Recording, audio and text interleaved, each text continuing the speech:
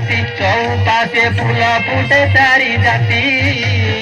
ଅପର ଯୁଗର କଥାଟି ସୁଜନି ଶୁଣୁଥିବେ ଦେଇ ଶ୍ରୁତି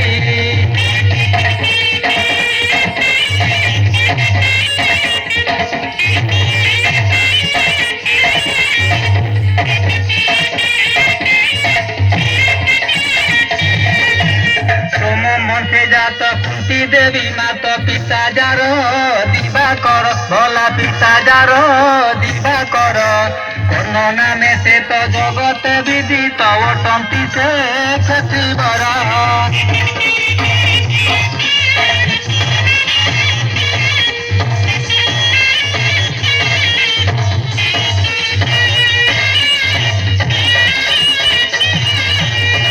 पतिव्रता सती राणी पद्मावती मात्र एक हिरंदन भला मात्र एक हिरंदन पिता मातांकर अति अलियल नाम ता विषिकेशन।